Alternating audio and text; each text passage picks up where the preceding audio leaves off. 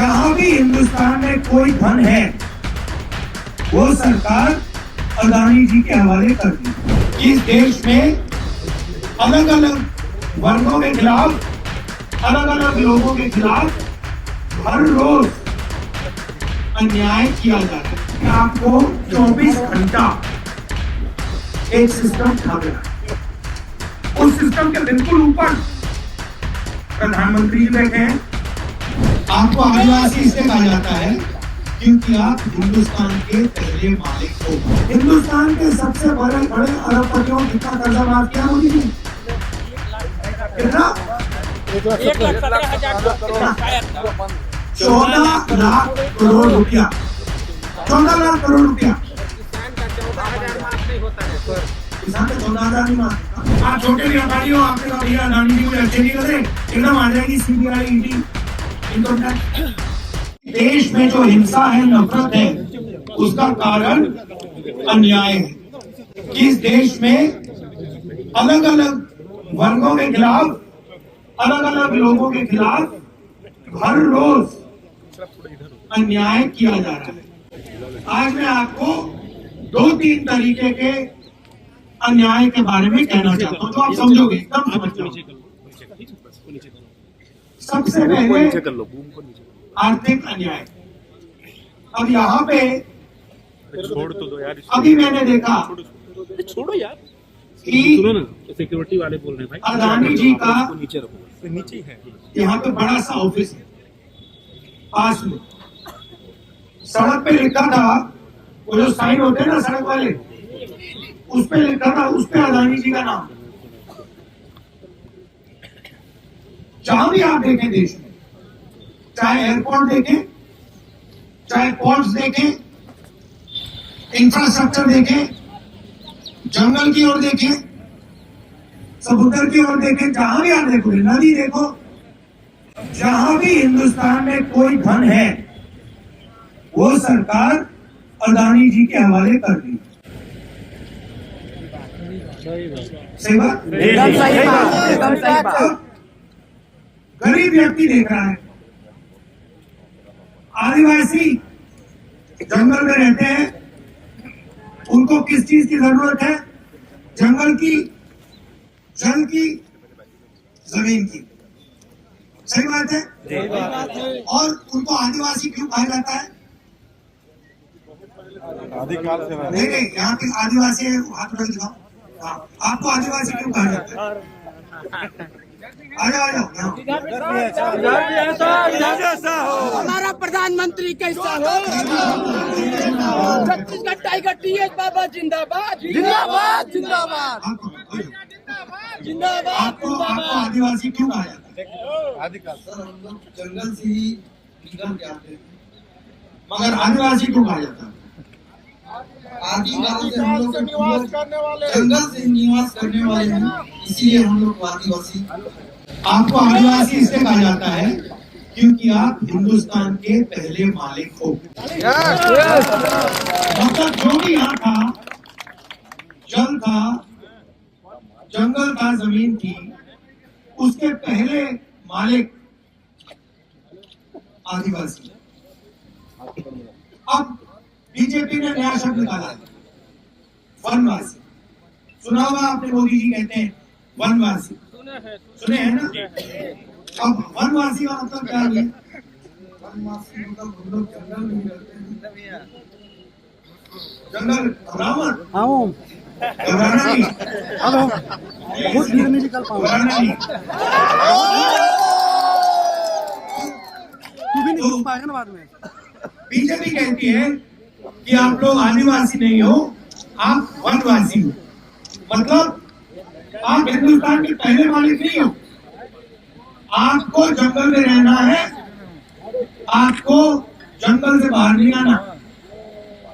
मतलब अगर आपके बेटे इंजीनियर बनना चाहते हैं, डॉक्टर बनना चाहते हैं, लॉयर बनना चाहते हैं, बिजनेस चलाना चाहते हैं, उद्योग खोलना चाहते हैं, तो आप वो नहीं कर सकते। ये फर्क है। नाम बदल दिया और उसके पीछे सोच कि भैया हमारे जो आदिवासी भाई है वो जंगल में रहे, उनका हम जंगल ले जाए, उनका जल ले जाए, उनकी जमीन ले जाए कि भैया जंगल बड़ा हो रहा है, छोटा हो रहा है, गायब हो रहा है, आस्ते आस्ते आस्ते गायब हो रहा है। अच्छा भैया गायब हो जाए तो वनवासी कहाँ जाएंगे? विलुप्त हो जाएंगे। अगर गायब हो गया तो फिर वनवासी देखेंगे भैया आपका जंगल गया, आपकी जमीन गई, आपका जल गया, चलो भीख मांगो। सही बोल गए हैं। यही होने वाला है। तो ये हुआ आदिवासियों के खिलाफ अन्याय। अब मैं आपसे सवाल पूछना चाहता हूं, हिंदुस्तान में आदिवासियों की आबादी कितनी है? देखिए चुप हो गए। आदिवासी की हिंदू, हाँ ये कौन है? हाथ उठाओ। 8%, बिल्कुल सही बोला, ठीक है। दलितों की आदिवासी कितनी है? चुप हो गए, ठीक है। माइनॉरिटी की कितनी? 15% उसमें जोड़ दो, कितना हुआ? 88 हुआ, ठीक है। अब मुझे बताओ, अभी के लिए हम 73 में ही रहते हैं, पिछड़े दलित आदिवासी, ठीक है। अब मुझे बताओ, हिंदुस्तान की 200 सबसे बड़ी कंपनियों के मालिकों में ओबीसी दलित आदिवासी कितने? एक भी नहीं। अच्छा ठीक है, अब बताओ 200 कंपनियों में जो कंपनियों को चलाते हैं, बड़े बड़े अफसर जो है, सीनियर मैनेजमेंट जिनको कहा जाता है, उनमें से दलित आदिवासी पिछड़े कितने? 0। ठीक है। अब आप कहोगे भैया देखो, दलितों को, आप में से बहुत लोग कहोगे, मैं तो नहीं कहता, मगर आप में से बहुत लोग कहोगे भैया दलितों को, आदिवासियों को, पिछड़ों को इन कंपनियों में नहीं जाना चाहिए। मान ली बात, ऐसे कहने के लिए मान ली। अब मुझे बताओ मीडिया में कितने? मीडिया में सबसे बड़ी आप 100 मीडिया की कंपनी ले लो और मुझे बताओ उनमें से, उनके मालिकों में से पिछड़े दलित आदिवासी कितने? 0। ठीक है, छोड़ो, कहो ठीक है भैया आदिवासी दलित पिछड़े लोग कहते हैं मालिक नहीं बनना चाहते, मान लो, तो फिर मुझे बताओ मैनेजमेंट में कितने? सीनियर अफसरों में से मीडिया में दलित आदिवासी पिछड़े कितने? 0। चलो और ठीक है भैया मीडिया छोड़ो, हमें मीडिया भी नहीं चाहिए, हमें 200 सबसे बड़े उद्योग नहीं चाहिए, हमें मीडिया नहीं चाहिए, ठीक है। अब मुझे बताओ जो प्राइवेट अस्पताल चलाते हैं हिंदुस्तान में, आप जाते हो इलाज होता है प्राइवेट अस्पताल में, इनके मालिक दलित आदिवासी पिछड़े कितने? 0। अच्छा बताओ मैनेजमेंट में कितने? सीनियर अफसरों में कितने? 0। चलो हमें वो भी नहीं चाहिए, ठीक है। आपने मीडिया छोड़ दी, कॉर्पोरेट हिंदुस्तान छोड़ दिया, अस्पताल छोड़ दिए, चलो स्कूल कॉलेज में चलते हैं। सबसे बड़े प्राइवेट स्कूल और कॉलेजेस जो हैं उनके मालिकों में से दलित आदिवासी पिछड़े कितने? 0। आप कहो भैया हमें कुछ नहीं चाहिए, वो भी मान ली मेरे बात। हिंदुस्तान की सरकार को 90 अफसर चलाते हैं, IAS अफसर, हिंदुस्तान के बजट को ये बांटते हैं। ये जो शिक्षा में पैसा जाता है, स्वास्थ्य, बेटा आ जाओ तुम लोग, आ जाओ जंप लगाओ भाई, जल्दी खड़े हो जाओ। ये देखो ये इस देश के भविष्य है।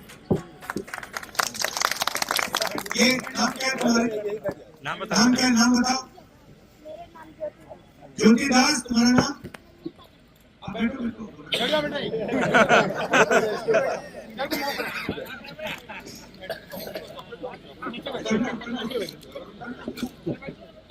इधर आओ, तुम्हारा नाम क्या है? दीपिका दास, तुम्हारा नाम क्या है? अनन्या प्रजापति, बैठो यहाँ पे, सामने बैठो। सूरज सूरज जाना ना, ये देखो मैं इनको यहाँ बैठा रहा हूँ, ये हिंदुस्तान का भविष्य है। तो 90 अफसर हिंदुस्तान के पूरे बजट को चलाते हैं। हर रुपया जो हिंदुस्तान की सरकार खर्च करती है, निर्णय 90 अफसर लेते हैं।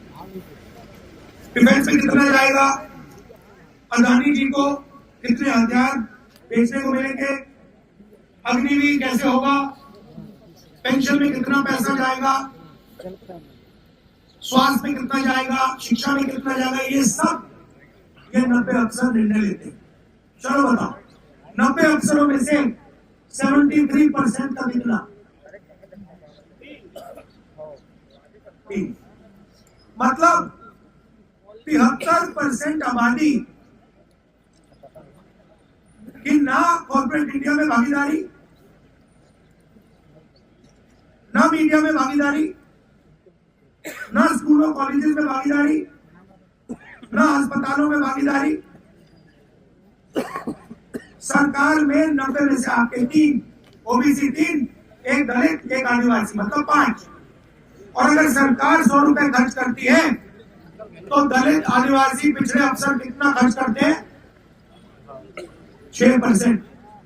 मतलब 100 रुपए में से 73% की भागीदारी 6 रुपए, उसमें 5% ओबीसी, 1% दलित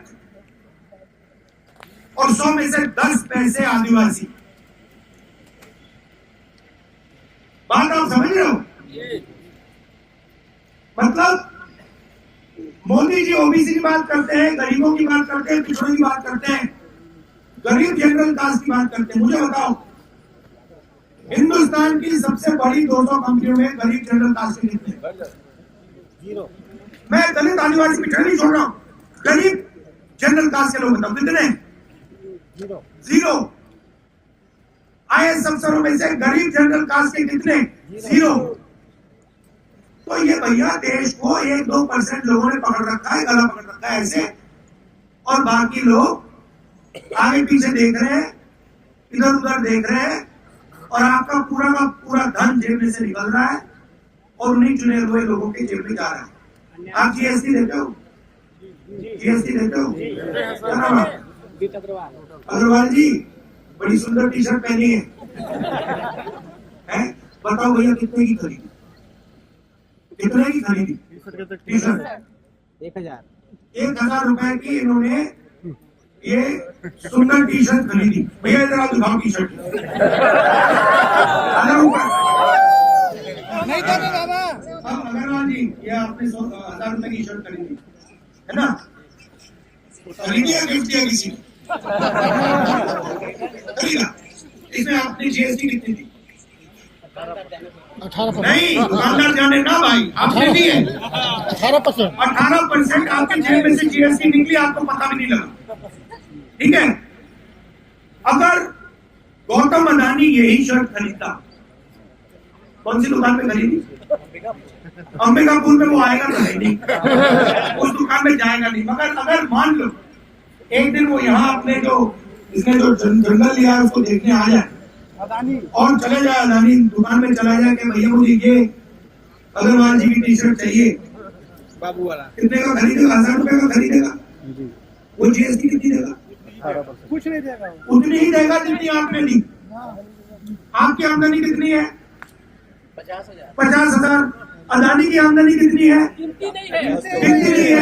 जिसकी गिनती नहीं है वो भी उतनी देगा जितनी ये देगा। अच्छा ठीक है, इन्होंने दे दी, जीएसटी का पैसा कहाँ जाएगा? सरकार के पास। सरकार के पास से कहाँ जाएगा? मोदी जी के जेब में, अदानी जी के पास। तो आप जीएसटी दे रहे हो, वो जीएसटी दे रहा है, आपका पूरा का पूरा जीएसटी का पैसा फिर से उसकी जेब में जा रहा है। अग्रवाल जी खड़े होइए एक मिनट। अब देखिए अग्रवाल जी, थोड़ा चौड़ा होके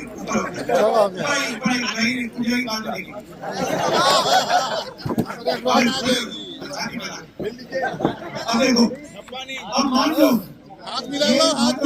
हमारे दोस्त है और ये कहीं किसी मार्केट में चले गए और किसी ने इनका 2-3 लोगों ने सोचा कि भाई अग्रवाल जी के हम जेब काटेंगे, मान लो किसी का जेब काटेंगे, तो अग्रवाल लोग काटते हैं। वो कोई जो भी है, उन्होंने मन बना लिया कि भैया हम इसका जेब काटेंगे। तो पहला काम क्या होगा? पहला काम क्या करना पड़ेगा? 3 लोग आएंगे, अकेला तो नहीं आता ना, 3 आते, एक आगे से आएगा, एक पीछे से आएगा, एक थोड़ा देखेगा तुमसे, ठीक है। पहला आएगा क्या करेगा? बात करेगा और फिर हाँ ध्यान भटकाएगा, कहेगा भैया उधर देख, भैया उधर देख, भैया उधर देख। सही बात है। तो भैया देखो, आप सबका पहले ध्यान भटकाया जाता है। देखो भैया, अमिताभ बच्चन को देखो, भैया उधर देखो, ऐश्वर्या राय को देखो, भैया देखो क्रिकेट चल रहा है उधर देखो, भैया जो पाकिस्तान में क्या हो रहा है उधर देखो, वो भैया चाइना ने आक्रमण कर दिया उधर देखो। तो आप सबका ध्यान आगे पीछे कर देंगे। फिर क्या होता है? फिर पीछे से बंदा आगे काट देता है। जीएसटी नोटबंदी वही है, ठीक है। और आखिर क्या होता है? उसके बाद तीसरा बंदा क्या करता है? तीसरा बंदा देखता है अगर आपने कुछ ज्यादा आवाज की तो झापड़ मारेगा। सही बात है, वही हो रहा है। आप यहाँ पे थोड़ी सी आवाज करो, पुलिस आ जाएगी एनी टाइम। आप छोटे दुकानदार हो, आपने थोड़ा सा कहा कि भैया हमें अच्छा नहीं लग रहा, आ जाएगी ईडी, सीबीआई, इनकम टैक्स आ जाएगा। आप छोटे व्यापारी हो, आपने कहा भैया अदानी जी मुझे अच्छे नहीं लग रहे, एकदम आ जाएगी सीबीआई, ईडी, इनकम टैक्स। तो ये हो रहा है आर्थिक और सामाजिक अन्याय। 73% लोगों को कुछ नहीं मिल रहा हर रोज। अब देखिए अग्रवाल जी पढ़े लिखे हैं, अग्रवाल जी क्या पढ़ेगा? बिजनेस, मगर स्कूल, कॉलेज, यूनिवर्सिटी बीए किया है भैया, बीए किया है भैया। एक बात बताओ, आपके जेब में बटुआ है? नहीं, पैसे हैं? अच्छा सेलफोन है? अगर मैंने आपसे सेलफोन निकाल, आपकी जेब से सेलफोन निकाल दिया तो आपको पता लगेगा कि सेलफोन निकाल दिया? और मगर जैसे आपने सेलफोन मैंने छीन लिया, आपको पता लगेगा।